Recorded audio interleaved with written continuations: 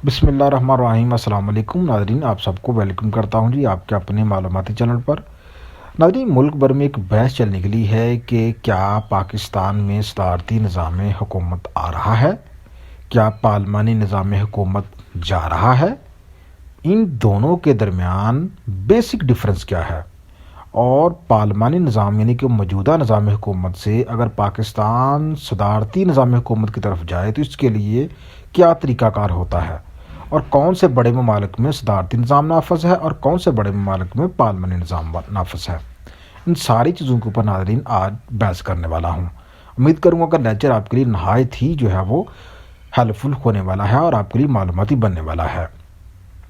ناظرین، صدارتی نظام حکومت کے بارے میں آپ کو بتاؤں کہ اس میں صدر تمام تر اختیارات کا مالک ہوتا ہے۔ صدر کے ہاتھ مکمل طور پر کھلے ہوتے ہیں۔ صدر وہ سیاہ و سفید کا مکمل طور پہ مالک ہوتا ہے اور وہ براہ راست ملک کی عوام کو جوابدہ ہوتا ہے۔ صدر منتخب ہونے کے لیے ناظرین ملک بھر میں الیکشن ہوتا ہے اور جتنی بھی چھوٹی بڑی سیاسی جماعتیں ہوتی ہیں وہ اپنے اپنے لیڈروں کو صدارتی امیدوار کے طور پر کھڑا کرتی ہیں، اور چھوٹی جماعتوں کے جو امیدوار ہوتے ہیں وہ بڑی جماعتوں کے امیدواروں کے حق میں بیٹھ جاتے ہیں کیونکہ ان کے جیتنے کے امکانات نہایت ہی محدود ہوتے ہیں۔ تو اس طرح سے مقابلہ جو رہ جاتا ہے وہ ملک کی بڑی سیاسی جماعتوں کے درمیان ہوتا ہے، جیسا کہ پی ٹی آئی،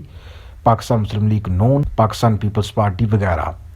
تو ناظرین، جس سیاسی جماعت کا بندہ سب سے زیادہ ووٹ حاصل کر لیتا ہے تو وہ ناظرین کیا بن جاتا ہے؟ ملک کا صدر۔ اب صدارتی نظام کی جو سب سے بڑی خوبی ہے ناظرین وہ یہ ہے کہ وہ صدر جو ہوتا ہے وہ اپنی ٹیم اپنی مرضی کی بناتا ہے۔ اس میں اس کے اوپر کسی قسم کی کوئی ریسٹرکشن نہیں ہوتی کہ وہ اپنے بندے جو اب اس کی کابینہ بنے گی وہ پارلیمنٹ سے ہی کابینہ کو منتخب کرے گا۔ نہیں، پارلیمانی نظام میں ناظرین جو کابینہ بنتی ہے، جو وزیر اعظم ہوتا ہے وہ اپنی ٹیم کو پارلیمنٹ سے ہی منتخب کرتا ہے۔ لیکن صدارتی نظام حکومت میں ناظرین جو صدر ہوتا ہے وہ تمام قسم کی ٹیم جس کو سمجھتا ہے کہ وہ کمپیٹنٹ ہے، جس شعبے سے وہ سمجھتا ہے کہ جو پرسن سب سے زیادہ اہلیت رکھتا ہے، فار ایگزامپل کوئی آئی ٹی انجینئر ہے اس کو وزیر بنا لے، کوئی بیوروکریٹ ہے یا کوئی اچھا بینکر ہے یا کوئی بھی ناظرین بندہ جو اپنے شعبے میں ماہر ہے، ایکسپرٹ ہے، اس کو جو صدر ہوتا ہے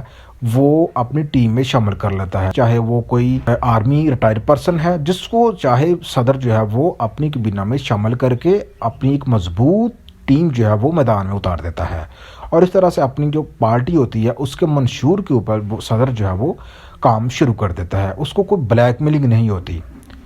کیونکہ صدر جو ہوتا ہے وہ براہ راست عوام کو جوابدہ ہوتا ہے، اور صدر وہ اس کو پارلیمانی نظام حکومت کی طرح عدم اعتماد کی طریق کا ڈر نہیں ہوتا اور وہ بلا خوف خطر اپنا کام جاری رکھ سکتا ہے۔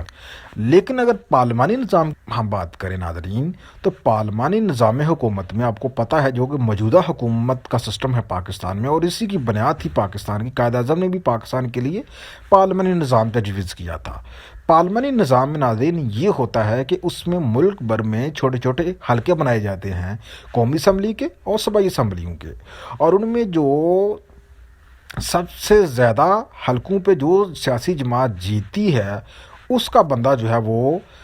انڈائریکٹلی یعنی کہ پارلیمنٹ کے ذریعے پھر ملک کا وزیر اعظم منتخب ہوتا ہے۔ اب پاکستان میں ناظرین ہوتا یہ ہے کہ کوئی بھی جماعت اکیلے سمپل میجورٹی حاصل نہیں کر پائی، تو بڑی جماعتیں جو ہوتی ہیں وہ چھوٹی جماعتوں کو اپنے ساتھ ملا کر نظام حکومت بناتی ہیں۔ سمپل میجورٹی کا جو فگر ہے یعنی کہ 172 سیٹیں 342 میں سے اس کو عبور کرتی ہیں۔ تو پھر بڑی جماعتوں کو کیا ہوتا ہے کہ وہ چھوٹی جماعتوں کو ساتھ لے کر چلنا پڑتا ہے، ان کی باتیں ماننی پڑتی ہیں، لیکن صدارتی نظام میں ایسا کچھ نہیں ہوتا۔ فار ایگزامپل آپ کو دیتا ہوں کہ موجودہ جو حکومت ہے پاکستان تحریک انصاف کی حکومت، اس میں جو وزیر اعظم صاحب ہیں وہ چھوٹی سیاسی جماعتوں جیسے کہ ایم کیو ایم ہے یا پاکستان مسلم لیگ کاف ہے، ان کو اپنے ساتھ ملا کر سمپل میجورٹی حاصل کر پائی، اور ان کی ڈیمانڈز کو وہ کبھی رد نہیں کر سکتی۔ پاکستان تحریک انصاف کی جو حکومت ہے وہ اس لیے نہیں کر سکتی، for example M Q M کہتی ہے ہمیں کراچی میں سر عام ہمارے دفاتر کھولے جائیں، ہماری جو سرگرمی ہے اس میں رکاوٹ نہیں ڈالی جائے، اب اس میں وزیر اعظم صاحب جو ہے وہ کچھ نہیں کر سکتے، اگر وہ ان کی بات نہیں مانیں گے ایم کی تو وہ حکومت سے علیحدہ ہو جائیں گے اور حکومت دھڑل کر کے نیچے گر جائے گی۔ اسی طرح سے جو پنجاب حکومت ہے اس میں بھی پاکستان تحریک انصاف نے پاکستان مسلم لیگ کاف کو ساتھ ملایا ہوا ہے اور ان کے ساتھ مل کر حکومت بنائی ہے، اور تحریک انصاف کو کاف لیگ کہتی ہے جی فلاں ضلع میں آپ ہمارے پٹواری لگائیں، فلاں ضلع میں ڈپٹی کمیشن ہمارے مطلب کا ہونا چاہیے، ہماری فلاں بندے کو ہمارا آپ جو ہے وہ وزیر بنائیں۔ اب حکومت جو ہے وہ وزیر اعظم پاکستان جو ہیں ان کو ماننا پڑتا ہے، ان کی یہ تمام باتیں اگر وہ نہیں مانیں گے تو پنجاب حکومت بھی گر جائے گی اور مرکزی حکومت بھی گر جائے گی۔ یوں جو پارلیمانی نظام حکومت ہوتا ہے ناظرین، اس میں وزیر اعظم کے ہاتھ باندھے ہوتے ہیں، وہ صرف پارلیمنٹ کو جواب دہ ہوتا ہے اور پارلیمنٹ جب چاہے اس کو جو ہے عدم اعتماد کے ووٹ کے ذریعے گھر بھیج سکتی ہے، اور وزیر اعظم جو ہے وہ کھل کر کام نہیں کر سکتا۔ لیکن جو صدارتی نظام حکومت ہوتا ہے اس میں صدر کھل کر کام کرتا ہے اور اس کو کسی قسم کی کوئی بلیک میلنگ نہیں ہوتی، کوئی اس کو بلیک میل نہیں کر سکتا۔ تو ناظرین اب آپ کو بتائیں کہ کیا یہ نظام پاکستان میں لایا جا سکتا ہے اور کس طرح سے لایا جا سکتا ہے اگر لایا جائے صدارتی نظام۔ تو ناظرین اس کو لانے کے لیے کسی بھی سیاسی جماعت کو اگر پاکستان تحریک انصاف یہ نظام لانا چاہتی ہے تو اس کو پارلیمنٹ میں دونوں ایوان جو ہے پارلیمنٹ کے، قومی اسمبلی اور سینٹ، دونوں میں 2/3 اکثریت چاہیے، پھر جا کے جو ہے وہ صدارتی نظام ملک میں لا سکتی ہے۔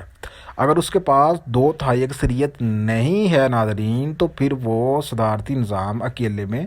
نہیں لا سکتی۔ تو اب یہ جو آپ سن رہے ہیں کہ جی پارلیمانی نظام کے بعد صدارتی نظام آ رہا ہے، تو یہ آپ سن لیجئے کہ جب تک 2/3 اکثریت نہیں ہوگی کوئی بھی جماعت یہ نظام